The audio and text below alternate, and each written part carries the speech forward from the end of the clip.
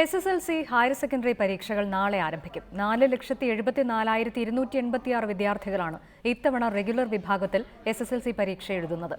April 25-നകം പരീക്ഷാഫലം പ്രസിദ്ധീകരിക്കും. 2,33,094 പെൺകുട്ടികളും 2,41,192 ആൺകുട്ടികളും ഉൾപ്പെടെ 4,74,286 വിദ്യാർത്ഥികളാണ് റെഗുലർ വിഭാഗത്തിൽ ഇത്തവണ SSLC പരീക്ഷ എഴുതുന്നത്. കഴിഞ്ഞ വർഷത്തെ അപേക്ഷിച്ച് 6,000-ലധികം കുട്ടികൾ കൂടുതൽ. ആകെ 2,903 സെന്ററുകൾ. ഉച്ചയ്ക്ക് 1:45 മുതലാണ് SSLC പരീക്ഷ ആരംഭിക്കുന്നത്. ഏറ്റവും കൂടുതൽ വിദ്യാർത്ഥികൾ പരീക്ഷ എഴുതുന്നത് മലപ്പുറം ജില്ലയിലാണ്. 83,315 വിദ്യാർത്ഥികൾ.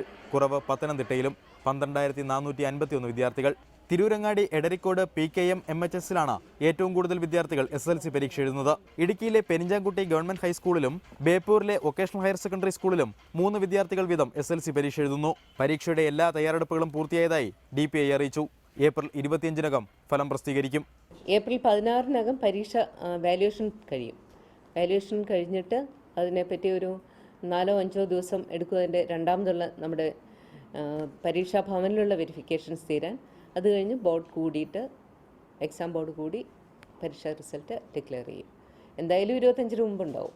മൂല്യനിർണ്ണയ ക്യാമ്പുകളിൽ ചുമതലയുള്ള അധ്യാപകർക്കും ക്യാമ്പ് ഓഫീസർമാർക്കും പ്രത്യേക പരിശീലനം നൽകി കഴിഞ്ഞു.